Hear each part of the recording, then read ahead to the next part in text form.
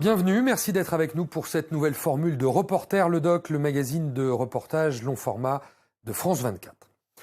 10 pays séparent le Brésil, au sud de cette carte, du Canada, tout au nord du continent américain. Chaque année, ils sont des milliers à traverser ces pays par tous les moyens.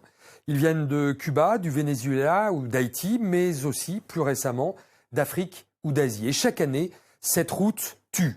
Souvent dans l'indifférence générale, mais parfois aussi avec la complicité des autorités. Nous avons emprunté cette route aux nombreux visages. Nous avons suivi Rosette, Godet et leur fille dans leur nouveau départ. Pendant 5 mois, nous avons remonté jusqu'au Canada, ce que beaucoup appellent la route de la mort, un reportage de François Riouet avec les équipes de France 24, Radio-Canada et la RCN de Colombie.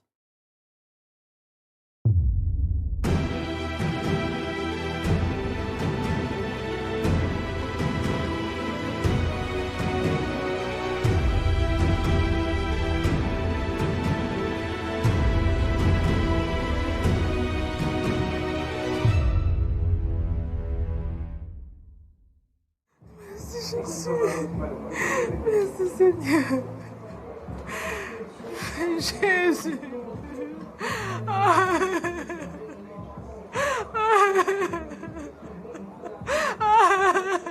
Dernière prière avant le départ. Rosette, 42 ans, a fui la République démocratique du Congo.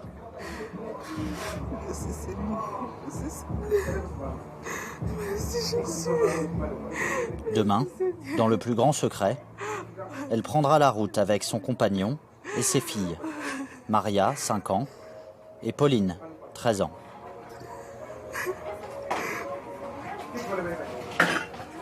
Objectif, le Canada. 20 000 kilomètres d'une route incertaine, coûteuse et parfois mortelle. 11 frontières à franchir, entre les mains de puissants réseaux clandestins de passeurs et de cartels. Et pour seule boussole, quelques messages laissés par d'autres migrants sur les réseaux sociaux.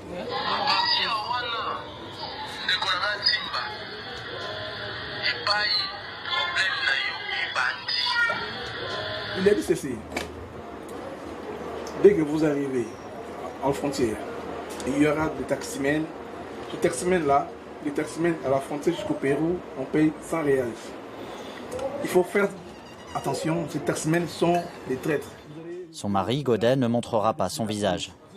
Il nous dit être menacé de mort pour s'être opposé au régime de Joseph Kabila. C'est comme ça. Il y a tout le chemin. Il y a les suies, il y a les draps, il y a ce que je vais me taper pendant la nuit. Exceptionnellement, sous des noms d'emprunt, ils ont accepté qu'on les suive. Pendant 5 mois, nous remonterons jusqu'au Canada, la nouvelle route de l'exil des migrants clandestins.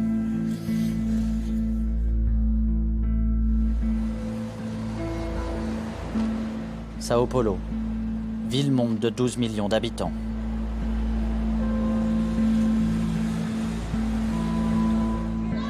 Depuis ces quartiers populaires commence une nouvelle route de l'immigration pour des milliers d'hommes et de femmes. Souvent sans papier, près de 7000 trouvent refuge chaque année chez le père Paolo. Suite au séisme de 2010, plus de 30 000 Haïtiens sont arrivés au Brésil. Mais depuis quelques mois, les demandeurs d'asile viennent de beaucoup plus loin. 76% viennent du continent africain. La plus grande partie vient d'Angola, mais il y en a aussi qui viennent de République démocratique du Congo, du Nigeria, du Sénégal, de la Guinée-Bissau, de la Guinée-Conakry, du Sierra Leone et enfin une dernière partie d'Amérique latine. Souvent grâce à un visa touristique, ceux qui ont tourné le dos à la Méditerranée et à l'Europe trouvent au Brésil une terre d'accueil ou de transit quand l'objectif est d'atteindre les États-Unis et le Canada. Ce sont deux Marocains. Quand les conditions de vie n'offrent pas l'opportunité d'avoir une vie digne, l'homme cherche des alternatives jusqu'à risquer sa vie, qu'il y ait Trump ou pas Trump, avec mur ou sans mur. Ça va, t'as froid? T'as encore froid? Tu veux une veste? Je vais voir si j'ai ça.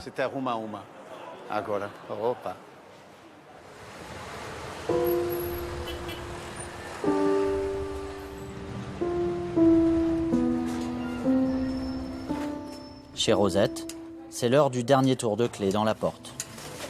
Avec une vie d'économie dans un sac, rendez-vous à la gare routière de Sao Paulo.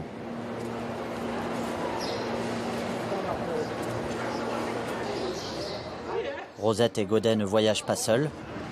Ils retrouvent 2 autres familles, congolaises elles aussi. Sur la route, ils espèrent que leur nombre fera leur force. Tous veulent demander l'asile en Amérique du Nord. Peu d'entre eux atteindront leur objectif. Pour rejoindre le Pérou, il faut d'abord traverser 5 régions du Brésil. 4 jours de bus, 1000 km par jour.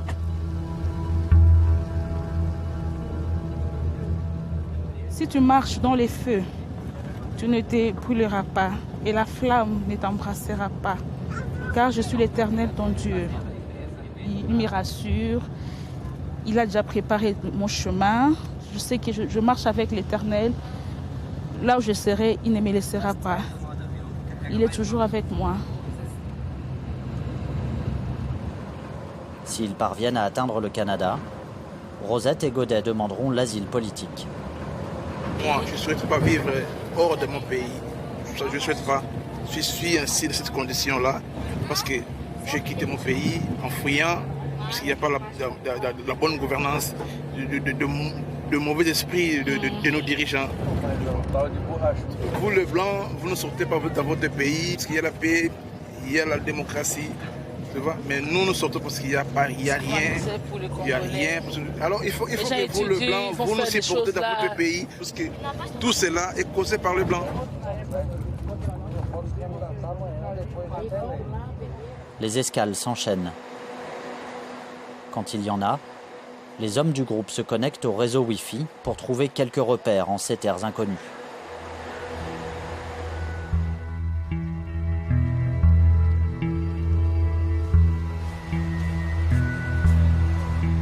À l'approche de la frontière, le groupe se concerte avant dispersion. Maintenant, il faut que nous adoptions une stratégie. Nous ne devons prendre les bus que la nuit. Cela nous permettra d'éviter les dépenses liées à l'hôtel.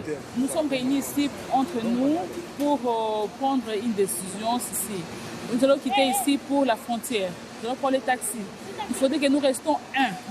Il faudrait qu'il y ait entre nous l'amour des prochains. Il faudrait être en communion, une même langage. Si tout se passe bien, ils se retrouveront côté péruvien.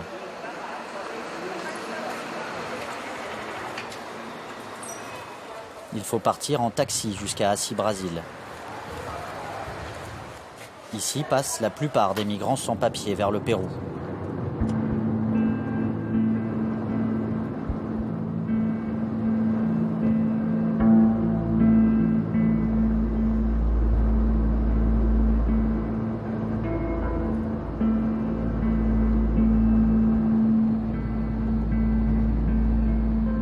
Nous arrêtons à quelques mètres de la frontière entre Brésil et Pérou.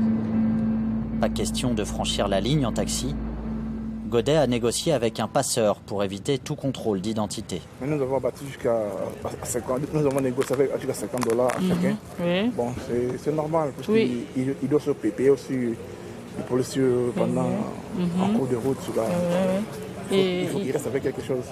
Si on rattrape, nous sommes refoulés. À partir d'ici, Rosette, Godet et leurs enfants entrent dans la clandestinité.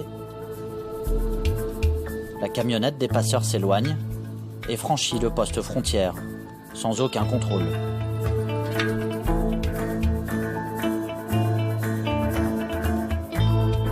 Direction l'Équateur, rare porte d'entrée sur le continent américain. Le pays n'applique presque aucune restriction sur ses visas. 230 000 demandeurs d'asile y ont déjà trouvé refuge, un record sur le continent. Ici, comme à Sao Paulo, certains s'arrêtent et refont leur vie, dissuadés par la perspective d'emprunter une route qui tue. Rosette, elle, ne fait que passer. Nous la retrouvons à Tulcán, à la frontière colombienne.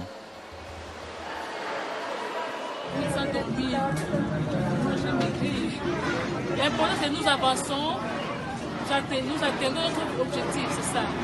Même que le Pérou était difficile pour nous. Moi, comme j'avais vu les policiers, moi je sais que les policiers protègent le peuple. Ils ont fuyé, ils ont pris $700. Un passeur est trouvé. Rosette et ses filles embarquent.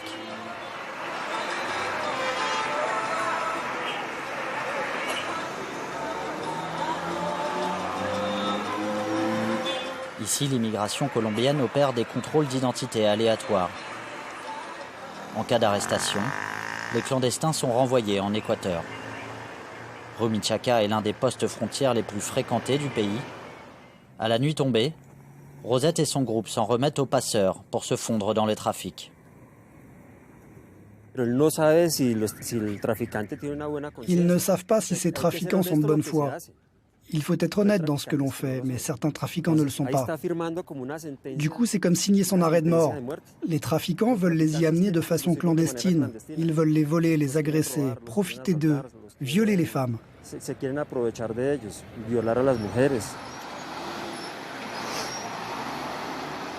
Face à des autorités au champ d'action limité, une armée de l'ombre sans frontières. Celle des passeurs et des cartels de trafiquants. L'un d'entre eux accepte de nous parler de sa filière internationale. Sans nier la violence de son milieu, il accuse les autorités d'être complices du trafic de migrants. En Équateur, nous payons les policiers. Et en Colombie, nous payons l'immigration. Et ce n'est un secret pour personne que sans leur aide, nous n'arriverions jamais à passer. De leur côté, les autorités frontalières admettent des dérives internes, mais assurent lutter sans relâche contre la corruption de leurs agents. Ici opèrent plusieurs réseaux, pour autant de routes du trafic, mais tous ont la même destination, l'Amérique du Nord. Nous retrouvons Rosette à l'immigration colombienne, à Medellín. Je suis un officier de l'immigration colombienne. Attendez ici et détendez-vous. Peut-être 3 ou 4 heures. Photos, empreintes, signatures. Avec près de 35 000 interceptions de clandestins en 2016, la Colombie a adapté sa politique migratoire. Les sans-papiers sont recensés, puis relâchés, avec ordre de quitter le territoire. Après 11 jours de transport depuis Sao Paulo, stress et fatigue se sont accumulés. À l'écart du groupe, Rosette craque. Je regrette, mais je n'en peux rien. C'est pas facile, mais je n'ai pas de choix. Il faut rentrer. C'est trop difficile, tu connais.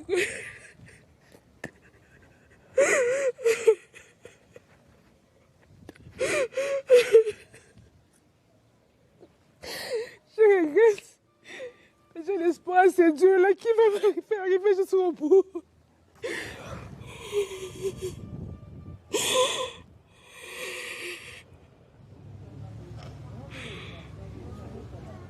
Relâchés quelques heures plus tard, Rosette et son groupe sont libres de poursuivre leur chemin.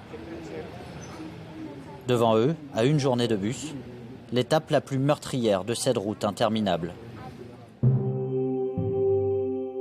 La jungle du Darién, un enfer vert aux mains des narcotrafiquants et des paramilitaires du clan Usuga, couloir de tous les trafics entre Colombie et Panama. Dans les rues de Turbo, migrants et passeurs se côtoient et négocient. Malgré les vagues d'arrestations des autorités, le trafic de migrants prospère.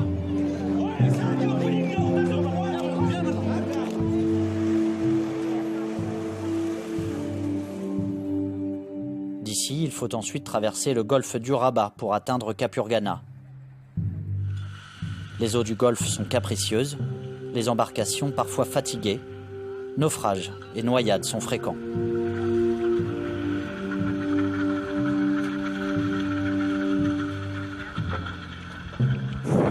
Tranquilo, amigo, Armada Nacional. Batallón de Infantería Marina número 16.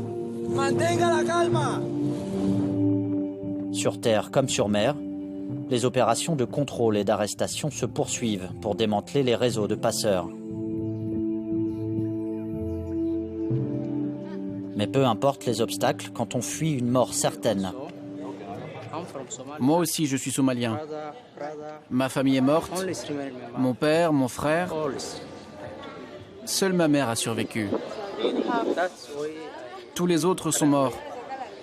Je suis parti pour trouver une autre vie et pour trouver la paix.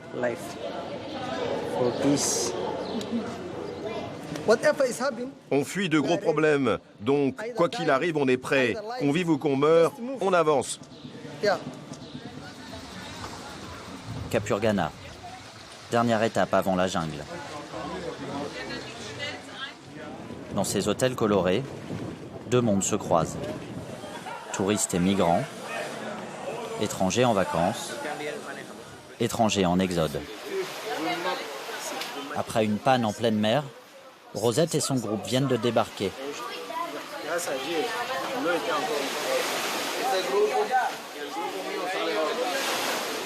Comme eux, plusieurs migrants tentent de négocier leur passage. Mais impossible pour l'instant de rallier clandestinement le Panama. L'armée mène une opération dans la zone.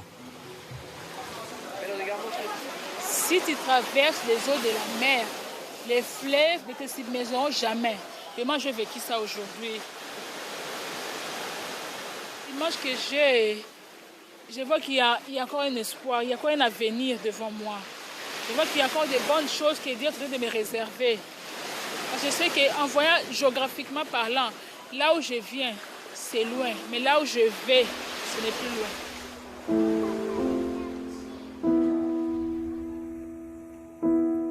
Rosette et son groupe décident de revenir sur leurs pas. Ils tenteront à nouveau leur chance dans quelques semaines, après la fin des opérations militaires anti-cartel.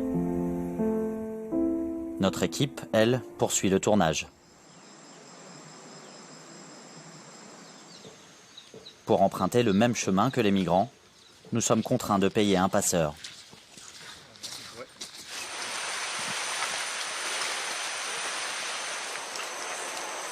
En saison des pluies, la plus forte au monde, la forêt devient vite un piège. Les autochtones disent alors « la selva come », la jungle mange.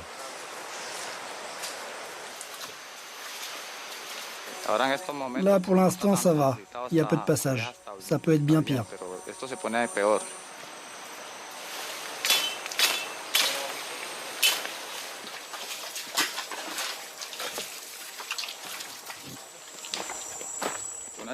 Une veste. Et tiens, regarde. Un scorpion. Regarde ça. Ici, il y a des gens qui arrivent un peu fatigués après la petite montée. On en croise qui sont assis là. Certains passeurs les pressent d'avancer. Il y en a qui restent derrière. Et les passeurs qui arrivent ensuite les ramassent. Il y a des irresponsables. Ceux qui souffrent, il faut les ménager, ralentir le rythme. Toutes les 10 minutes, s'arrêter un peu avec eux. Parce que si on ne le fait pas, il y en a qui meurent. Les forts les tuent. On arrive là-haut, là. Chaque passeur est responsable de son territoire. Ici, le trafic de migrants est un business. Il faut l'entretenir et faire sa publicité. Nous avons pu récupérer des images rares, prises par les passeurs eux-mêmes. Les amis, c'est moi. On finit de grimper la colline de la mort. On marche vers le Panama. Les copains, on arrive sur la colline de la mort. Fédé, Yasmani, le gros et les autres. Suivez ce gars. C'est un bon, c'est le passeur qu'il vous faut. Exigence de leur chef, les trafiquants gardent une preuve de vie des migrants qu'ils transfèrent au réseau suivant. Sur ces images, les marcheurs sont bangladeshis, népalais et chinois. Ils ont déjà parcouru la moitié du globe pour arriver là. Maladies, noyades, agressions armées. Ceux qui meurent en route sont abandonnés sur place. il n'existe aucune donnée officielle sur le nombre de victimes chaque année.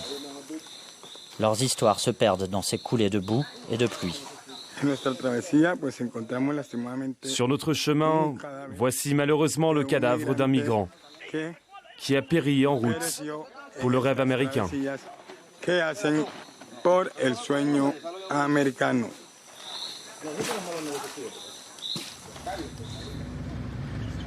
Côté Panama, nous croisons les communautés indigènes de la jungle. Déjà pauvres, elles ont un temps apporté leur aide aux migrants exténués, avant de fermer leurs portes, débordées. Ceux qui parviennent à rejoindre la route panaméricaine filent vers la capitale, à 4 heures de route. Puis, direction Paso Canoas, sur la frontière nord. Nous empruntons la route du trafic avec Freddy, un journaliste local.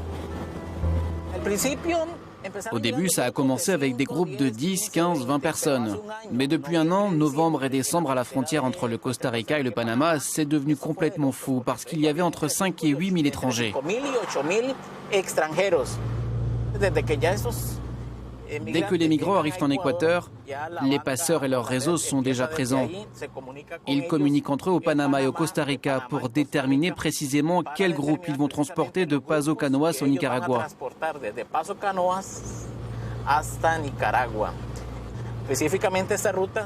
Ces routes servent au transport de marchandises illégales, au trafic de personnes et surtout au trafic de drogue.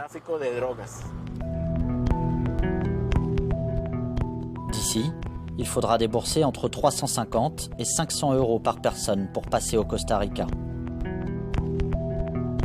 Nous rejoignons le camp de transit de Peñas Blancas sur la frontière nicaraguayenne.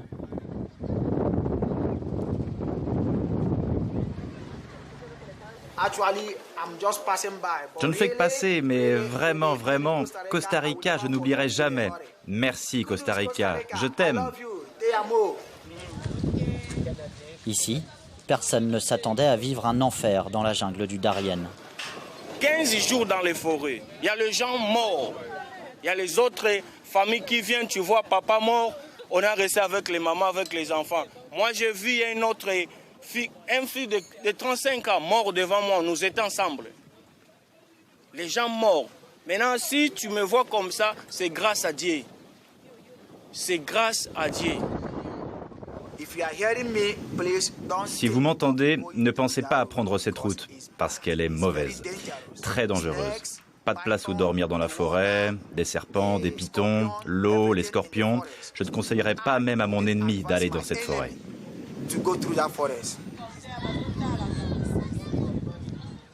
En attendant de trouver le bon passeur ou de réunir l'argent nécessaire pour atteindre le Nicaragua, les migrants se soutiennent, s'adaptent et reprennent leur route.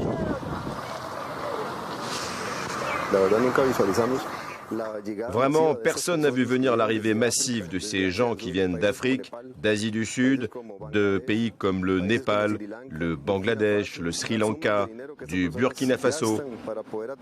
Les sommes d'argent qu'ils dépensent pour traverser l'océan, sans parler des routes qu'ils doivent prendre pour échapper au contrôle, ils arrivent en très mauvaise santé. On ne sait pas si 100% atteignent leur but. On pense que beaucoup n'arrivent jamais.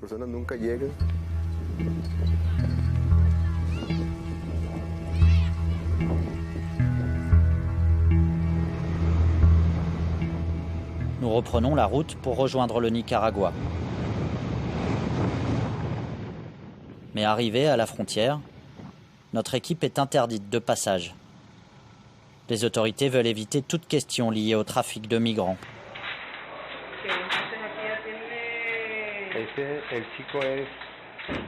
Ici, les passeurs demandent jusqu'à 1 000 euros par personne pour traverser la frontière. Une fortune. Certains migrants donneront tout ce qu'ils ont avant parfois d'être malgré tout arrêtés et renvoyés au Costa Rica.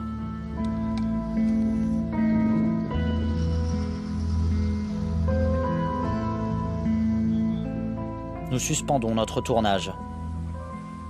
Mais nous gardons le contact avec Rosette et sa famille. 2 mois plus tard, nous apprenons que leurs compagnons de voyage ont abandonné en Colombie pour retourner au Brésil. Rosette et sa famille, eux, ont continué, malgré les risques. Ils sont déjà au Costa Rica.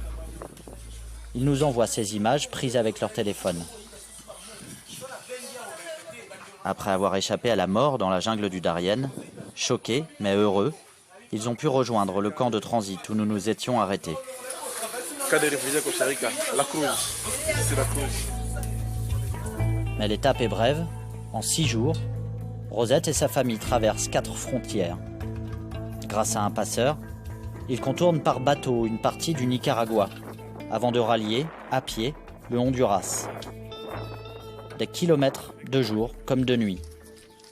Sur ces images, Rosette, exténuée, porte sa fille sur son dos, au milieu d'un groupe de migrants. C'est la frontière des migrants. Nous allons à l'immigration. Grâce à un laissez-passer des autorités, après de longues heures de transport et de marche, Rosette et les siens atteignent le Guatemala. Ici, c'est à Honduras, frontière Guatemala.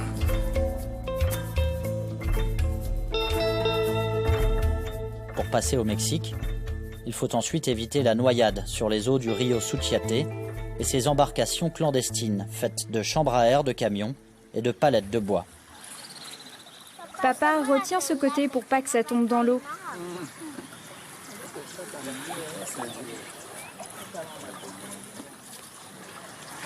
Ici, nous traversons Guatemala pour Mexique.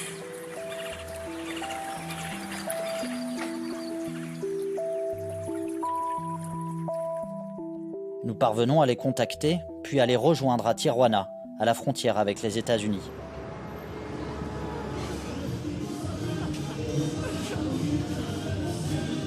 Rosette a laissé toutes ses économies dans les mains des passeurs pour arriver là. Plus de 4 000 € dépensés depuis leur départ du Brésil. Selon nos estimations, plusieurs dizaines de millions d'euros alimentent ainsi chaque année les réseaux du trafic de migrants en Amérique latine. Après quelques échecs, un refuge pour migrants accepte de les recevoir. Rosette, soulagée, profite de ce répit. Donc vraiment c'était un voyage vraiment risquant, très risquant. Mais Dieu nous a aidés, on n'a rien vu. Mais vraiment c'est risquant.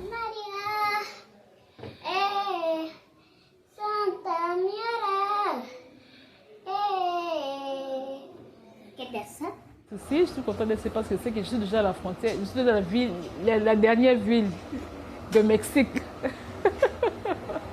Je suis très contente. La prochaine étape, après nous, les États-Unis et après les États-Unis, on prend le Canada. Les rêves est encore au Canada. Parce que moi, mon souhait, c'est que j'aime beaucoup vivre là-bas au Canada parce que je sais que là, c'est la partie qui parle français. Je vais m'adapter facilement.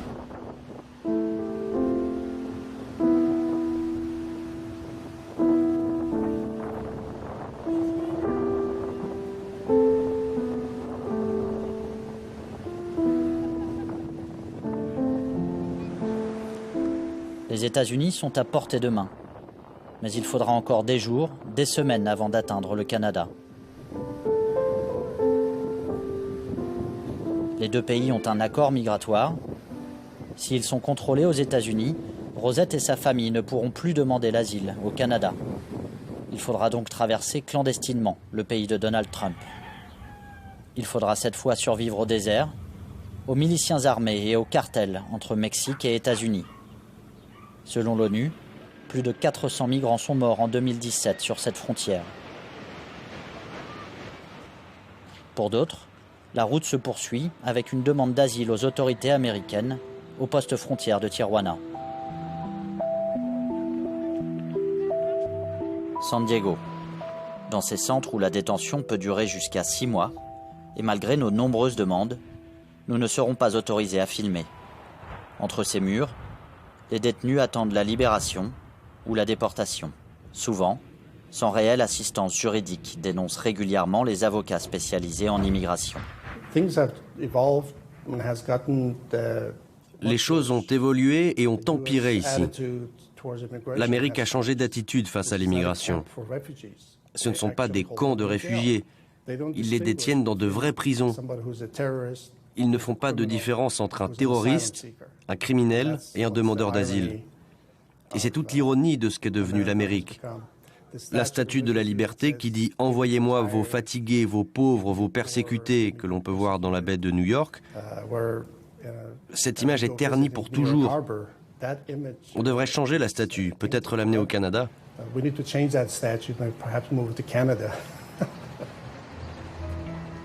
Le poème gravé au pied de la statue de la liberté est toujours dans la baie d'Hudson. Mais il résonne surtout désormais dans les messages du Premier ministre canadien. Comme dans ce tweet, posté peu après l'arrivée de Donald Trump à la Maison-Blanche. De son côté, Donald Trump a déclaré la guerre aux 11 millions de clandestins des États-Unis. Son administration s'est rapidement exécutée. En un an, les rafles et les arrestations des services de l'immigration ont presque doublé. C'est ton camion? Oui, monsieur. Oui? On peut vérifier? Tu portes une arme? Non. Jamais? Non. Jamais porté d'arme? Non. Maintenant, on vous emmène à l'immigration à Dallas. Terrorisés, beaucoup pensent trouver refuge au Canada. Ils rejoignent New York, où transite la majorité des migrants qui visent la frontière canadienne. Beaucoup montent dans ces bus en direction de Plattsburgh, au nord de l'État de New York.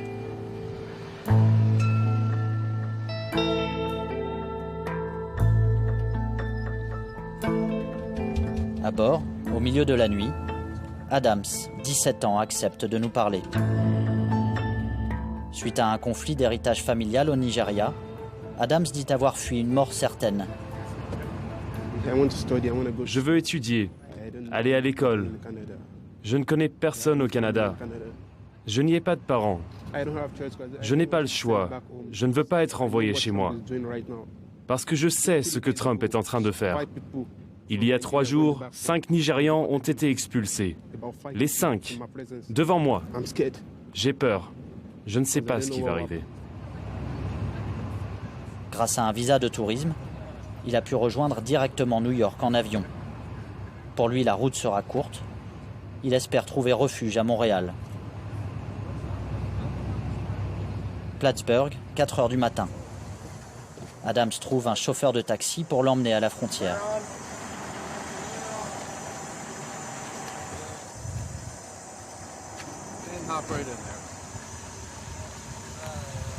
Nous continuons de filmer en caméra discrète. Pour ce chauffeur de taxi, la navette entre Plattsburgh et la frontière canadienne fait désormais partie du quotidien. Il en arrive tout le temps, mais beaucoup plus maintenant qu'avant. Je ne les amène pas derrière la frontière. Moi, je suis juste un taxi. Ils me demandent de les amener et je les y amène. Et c'est ce que la police nous dit de faire. Ils ne sont pas méchants. J'imagine que c'est le président qui veut les voir quitter le pays. Je ne sais pas. Je ne cherche pas. Je suis juste désolé pour eux.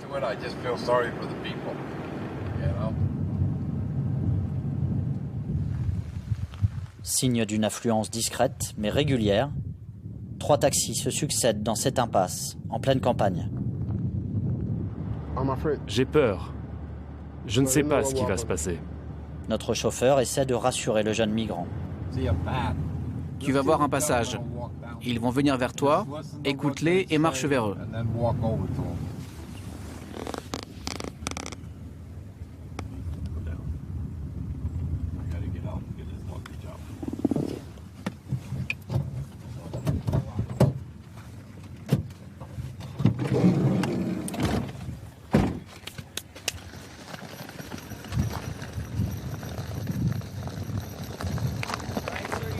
Est-ce que vous parlez anglais, monsieur?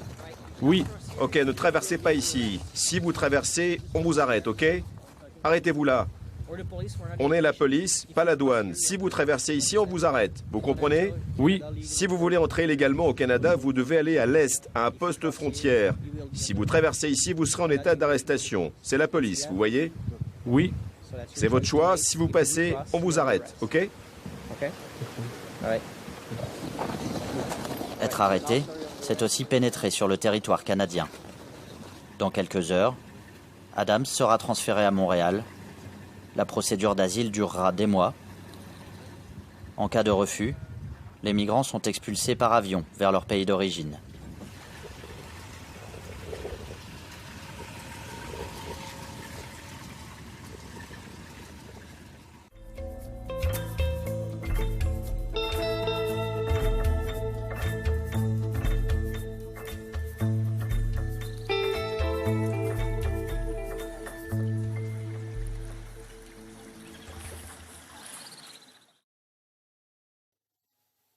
Voilà pour cette longue route parsemée de dangers. Reportage de François Riouet avec les équipes de France 24, Radio-Canada et la RCN. C'est la fin de cette émission. On se retrouve dans un mois pour un nouveau numéro de Reporter le Doc et dès la semaine prochaine pour Reporter sur France 24.